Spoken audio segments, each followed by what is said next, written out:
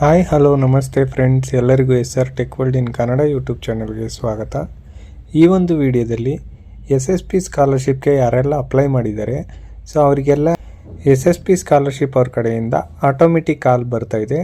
So ಆ ಕಾಲ್ ಏನಂತ ಬರ್ತಾ ಇದೆ, ಅದೇ ಥರ ಈ ಥರ ಕಾಲ್ ಬಂದಿದ್ರೆ ಏನು ಮಾಡಬೇಕು ಮತ್ತು ಆ ಕಾಲ್ ಬಂದವ್ರಿಗೆಲ್ಲ ಸ್ಕಾಲರ್ಶಿಪ್ ಬರುತ್ತಾ ಇಲ್ವಾ ಅಂತ ಈ ಒಂದು ವಿಡಿಯೋದಲ್ಲಿ ತಿಳಿಸ್ಕೊಡ್ತೀನಿ.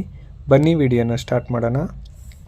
ಸೊ ಸುಮಾರು ಜನ ವಿದ್ಯಾರ್ಥಿಗಳು ನನಗೆ ಕಮೆಂಟಲ್ಲಿ ಕೇಳ್ತಾ ಇದ್ದರು, ಈ ಥರ SSP ಸ್ಕಾಲರ್ಶಿಪ್ ಅವ್ರ ಕಡೆಯಿಂದ ಆಟೋಮೆಟಿಕ್ ಕಾಲ್ ಬರ್ತಾ ಇದೆ, ಅದರಲ್ಲಿ ಏನಂತ ಹೇಳ್ತಾ ಇದೆ ಅಂದರೆ ನೀವು ಲಾಸ್ಟ್ ಇಯರ್ ಮಾರ್ಕ್ಸ್ ಕಾರ್ಡ್ ಯಾವುದಿರುತ್ತೆ ಸೊ ಅದನ್ನು ಅಪ್ಡೇಟ್ ಮಾಡಿಸ್ಬೇಕು ನಿಮ್ಮ ನಿಯರೆಸ್ಟಲ್ಲಿರೋ ತಾಲೂಕು ಆಫೀಸ್ ಮತ್ತು ಡಿಸ್ಟಿಕ್ ಆಫೀಸಲ್ಲಿ ಅಂತ ಹೇಳ್ತಾ ಇದೆ.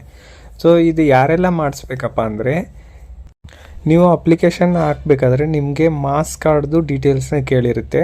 ಸೊ ನೀವು ಅಲ್ಲಿ ಎಂಟರ್ ಮಾಡಿರ್ತೀರ, ಬಟ್ ಸಮ್ಟೈಮ್ಸ್ ಅದು ಏನಾಗಿರುತ್ತೆ ಅಂದರೆ ನೀವು ಎಂಟರ್ ಮಾಡಿರೋ ಮಾರ್ಕ್ಸ್ ಕಾರ್ಡ್ದು ವೆರಿಫಿಕೇಷನ್ ಮಾಡೋಕ್ಕೋಸ್ಕರ ಅವರು ನಿಮ್ಮನ್ನ ಮಾರ್ಕ್ಸ್ ಕಾರ್ಡ್ನ ತಗೊಂಡು ಬನ್ನಿ ಅಂತ ಹೇಳಿರ್ತಾರೆ. ಸೊ ನೀವೇನು ಮಾಡಬೇಕಪ್ಪ ಅಂದರೆ ನಿಮ್ಮ ಒಂದು ಮಾರ್ಕ್ಸ್ ಕಾರ್ಡ್ ಜೆರಾಕ್ಸ್ ಅಥವಾ ಒರಿಜಿನಲ್ ಇದ್ರೂ ಓಕೆ, ಅದನ್ನು ತಗೊಂಡು ನೀವು ನಿಮ್ಮ ಕಾಲೇಜ್ ಯಾವುದಿದೆ ಸೊ ಆ ಕಾಲೇಜಲ್ಲಿರೋ ಡಿಸ್ಟಿಕ್ ಅಥವಾ ತಾಲೂಕು ಆಫೀಸಲ್ಲಿ SSP ಸ್ಕಾಲರ್ಶಿಪ್ ಡಿಪಾರ್ಟ್ಮೆಂಟ್ ಇರುತ್ತೆ. ಸೊ ಅಲ್ಲಿ ನೀವು ಹೋಗ್ಬಿಟ್ಟು ನಿಮ್ಮ ಒಂದು ಮಾರ್ಕ್ಸ್ ಕಾರ್ಡ್ನ ಸಬ್ಮಿಟ್ ಮಾಡಿದ್ರೆ ಅವರು ಅದನ್ನು ವೆರಿಫೈ ಮಾಡಿಬಿಟ್ಟು ನಿಮಗೆ ಅಪ್ಡೇಟ್ ಮಾಡಿ ಸ್ಕಾಲರ್ಶಿಪ್ನ ಕೊಡ್ತಾರೆ.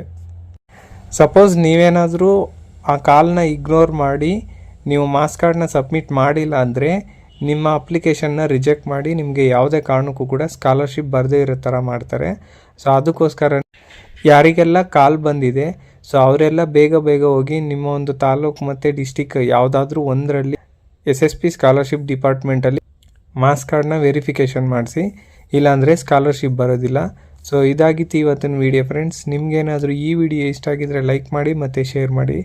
ಏನಾದರೂ ಡೌಟ್ ಇದ್ದರೆ ನನಗೆ ಕಮೆಂಟಲ್ಲಿ ತಿಳಿಸಿ. ಧನ್ಯವಾದಗಳು.